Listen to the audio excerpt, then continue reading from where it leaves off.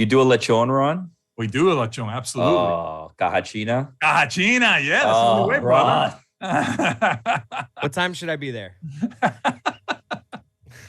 I'll save it for you guys. What is that little doll? What is that, Chris? My daughter's Belle. Belle. She's one of my favorites. Me too. It makes me think of her when she's not here. Ooh, Ron, top 5 Disney princesses. Go. First one's Pocahontas for me. I don't know why, but I just found her to be so. She loves nature. Sexy. That's why. And then Jasmine. Whoa. Number 4. I thought we were going with inspiring. Number 4. Well, okay. I was going 1 to 5. Okay, you can't do it that way. No, you got to do it the other way. You've ruined it. 1, 4, 2, 3, 5. You've ruined it now. It's all ruined. Well, you see, I can't help it. But he asked me my favorite. I like the brunette. Tan skin. Number 5. Number 5. 5 would be Snow White. Number 4. Number 4 would be Sleeping Beauty. Number 3. Belle. Number 2. Jasmine. And now the whole thing is ruined with the anticlimax of number 1. Pocahontas. No way. There it is. Stugotz wasn't listening. He was updating his fantasy team. Wants to see if Patty Mills should be on it instead of. Is that who's starting now? Doing his job. Let's talk about a couple of things here, Ron. But I am ashamed.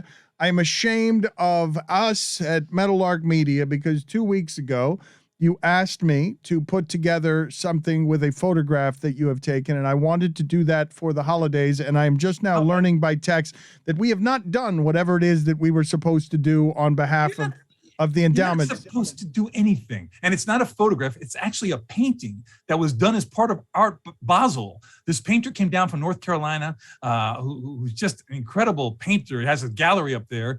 His name is Chris Evans. And he painted this tiger live with these incredible colors. The way to best describe it for me is like, it's a Leroy Neiman picture like of a tiger with all these colors, except for the colors you might find on a tiger.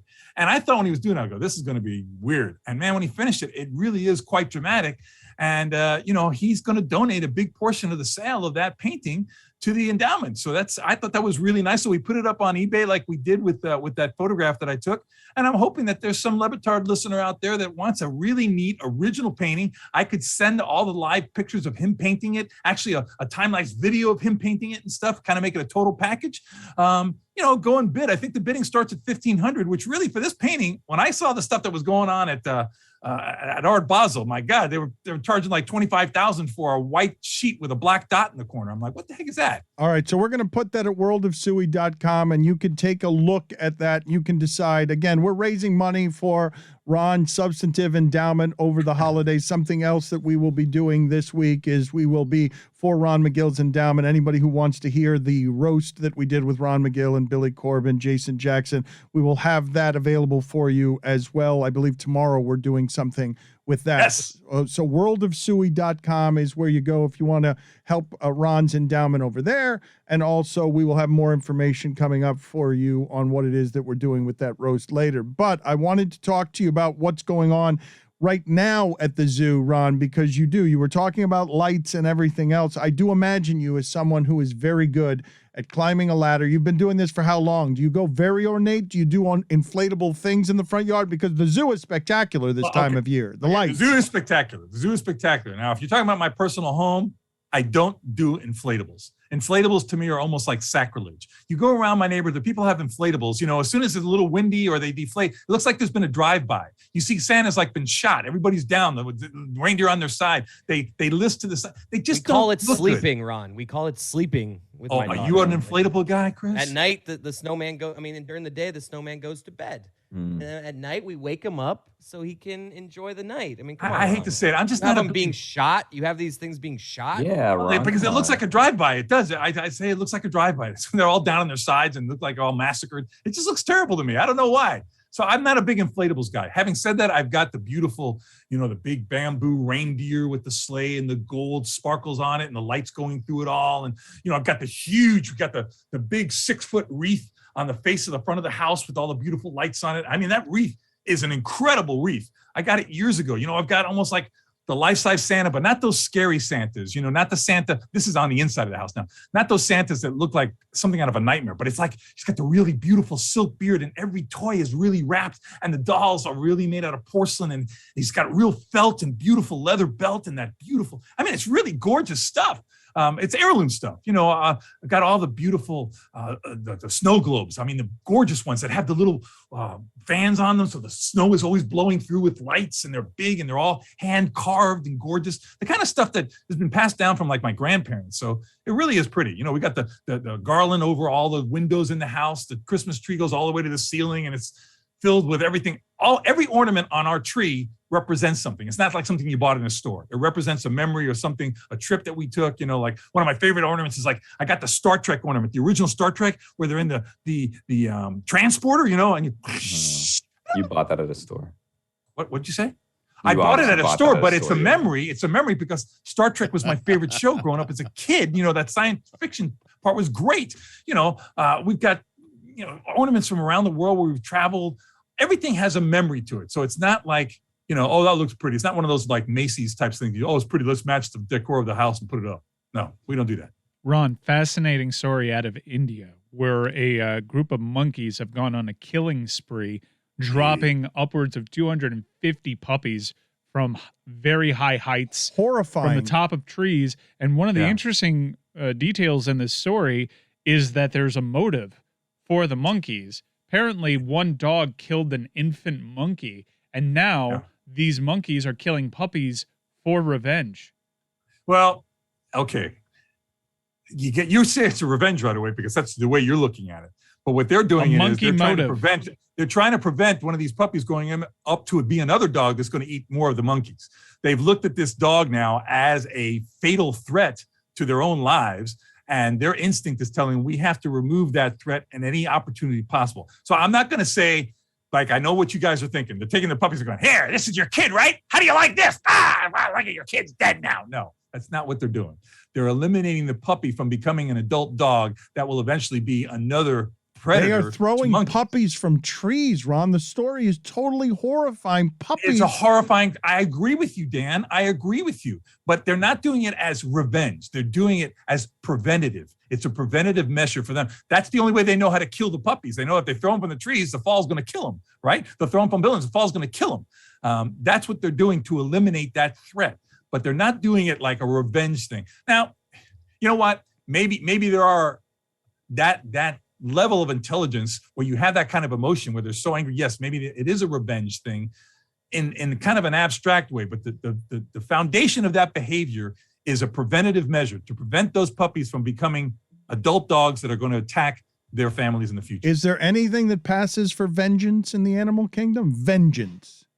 It all has a root thought. People say, well, like when two male lions fight to the death over a female, it's like, oh my God. Or when male lions go into a pride and there's a bunch of cubs in that pride that are not theirs and they kill every one of those cubs, right? I've seen that happen. My wife was sobbing uncontrollably as she watched these two lions go in there and kill all these cubs. Horrible situation. So you say, why are they doing that? Well, there's a couple of reasons why they're doing that. They're not doing it out of vengeance because the father of that lion was somebody that they hated. No, they're doing it because number one, they want to make sure that only their genes are passed on to the next generation. And also by killing all the cubs, they stop nursing. And when they stop nursing, the females start to cycle again. As long as females are being nursed or nursing an animal, they're not cycling. They will not breed. You see, but once they stop nursing, they cycle and can be bred again. So there's a double motive there. We want to prevent any gene other than ours going on to the next generation. And we want to make sure that we can plant our seed into those females as soon as possible by getting them to start cycling again. Ron, do animals give each other gifts? Yes, absolutely Really? They do. Yeah. Oh, no, absolutely they do. Sorry, and you'll Chris. find that in all kinds of birds, or, there's a bird called the bowerbird that brings all these beautiful ornamental things. You think, okay, it's a bird in nature, right? So it's going to just bring pretty flowers and sticks and leaves and stuff. No, it looks for things like bottle caps, blue colored, pieces of tin or anything like that. Anything man-made that has bright colors, it brings it into the nest as a gift for the female to say, look at my nest. Look what this beautiful home I've made for you. Whereas the public might look at it and go, look, it looks like a trash heap. But to the female bowerbird, that's like, wow, that's spectacular. Oh. You see animals, primates are notorious for this. Well, they'll bring fruit, they'll bring some of the favorite things and share it with a female to say, this is how much I care about you. Will you now accept my love in a more physical way? Ron, I've heard that when you put a sweater on a dog, it doesn't make them that much warmer because they lose heat through their feet or their paws. Is that true? Should you put little boots on your dog also? You should certainly put little boots on your dog for a couple of reasons. If you're going into extreme cold or extreme heat, people don't realize if you walk on a 95-degree day and you're walking on asphalt with your feet, it'll burn your feet. Well, it'll also burn a dog's feet. So you need to keep that in mind. So yes, you can protect animals from getting too hot or too cold through their feet. The sweater does help somewhat, though. They don't perspire like we do. So they're not evaporating fluid from their skin like we do, but it does help contain heat a little bit. And more than that, sweaters a lot of times will give some dogs a sense of security. Like if you have these dogs that are afraid of thunder and things like that, you put on this thunder jacket because when they're wrapped up like that, it does give them a sense of security in many instances. Of course, there are exceptions to that. There are people going to be listening saying, oh, my dog hates that and you should never do that. Every dog is an individual, but generally speaking, that happens. Yes, Chris. I love the idea of a giraffe wearing a Christmas sweater. Which animal at the zoo? Have we dressed up Me any animals at the too. zoo? No, we don't. We Maybe don't a dress lion. up animals at the zoo, guys. Why? Well, they're kind of wild animals, and that's Ah. not the message that we want to send as far as, But imagine a giraffe wearing an Mhm. ugly sweater. It is. Yeah. It is nice of Make a you. wonderful cartoon, Chris. A wonderful cartoon. Yes, it is very nice of you, Chris. But also, you sort of desecrate what the man does for a living. These animals are not your props. They're not here. Well, wait a about a minute. scarf? Wasn't also Chris the one who said, "Ask me if you could kill a giraffe with a steak knife by going Yes, underneath"? well, Yeah, I that's the could one fuck he up a would giraffe. kill. I That's the could one fuck he up would a kill. giraffe. He'd give it a sweater, and then he would turn Yeah, around see, and he would. Remember Ron? he would Remember stab Yeah, it, yeah, Chris. stab it with a steak knife from underneath. Yes. What about Santa hats, Ron? Yeah. Okay, listen, guys. We don't do that in a public view. But if I would be lying to you if I Hell said yeah. we have Oh, my never done God. it Scandalous. behind the scenes. You're kidding just me. To feel a little bit of love. This is unbelievable. This is to feel a little bit of what? Now I'm imagining a holiday party for the animals. No, You but let them all what we- out. we- You let we them do- all we out do- in one ugly Wait, sweater wait, party. what we do, we do it with kind of like, the wacky barn animals, like the goats and the pigs, some of the classic. farm animals. We'll do that in a sometimes. big tub of eggnog that they all come Mhm. over. Billy, I'm with you guys. Who is the cutest? Ron Yeah. McGill is having secret animal parties at the zoo, and he's dressing up some of the goats in stockings ridiculously and also immorally and unethically.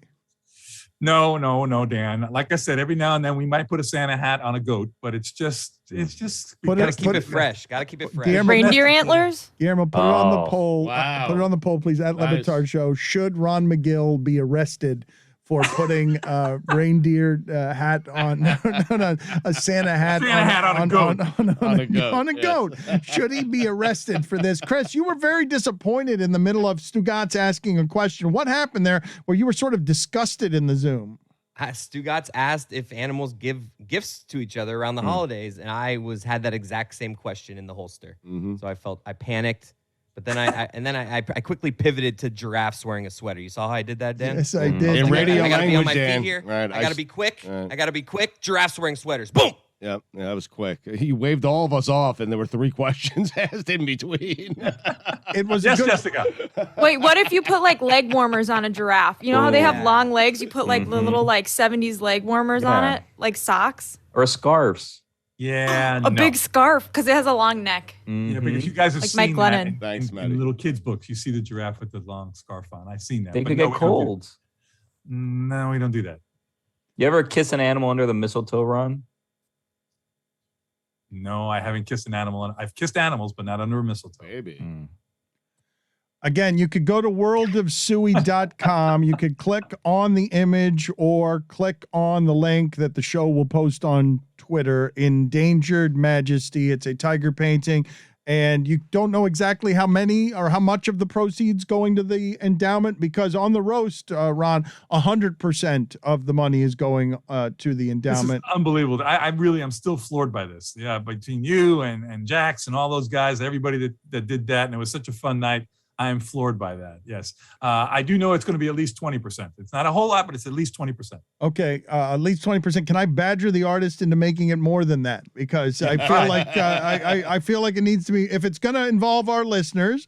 And, You're right. And I need to Badger talk. 'em. Okay, I need to talk to the And artist I hear about 30%. this. Well, it needs to be better than this, because if the listeners are going to do this for the holidays to support that, man, the listeners always come strong on this stuff, and it's going to do something ridiculous is going to happen here. And I don't, unless he makes it only 20%, then it's not enough, Ron. I need to negotiate with this artist. Okay. His name's Chris Evans. It's I think it's Good Trip Inc. You can go to www.goodtripinc. Harass them. Make them do it more. I'm sure our audience will be real nice and respectful with him. Yeah. Oh God. Here we go. Thank you. You Thank said you. his name, Ron. Thank you, Ron. Happy holidays. America. Always. All right, buddy. Happy Oh. holidays to all of you guys. Thank you for everything all year long. And Jessica, what a wonderful addition you have been to this show. Thank you, Ron. No one ever says that about me around here. I You're the wanted only you to one. know I really appreciate it. It gives a little balance to this. What about insanity. Whittingham? What about appreciate Whittingham's you, great Ron. too. No, no, no, no. Can we just let me shine for a minute? Come on. Does it have to be about Woody all the time? What He got about his Lucas? moment today with big time Hey, throws. geez, I mean, See you later. All of you Ron. guys are great, but Jessica does bring some wonderful balance to the program that is Thank you. really appreciated. See you later, Ron. Take care, guys.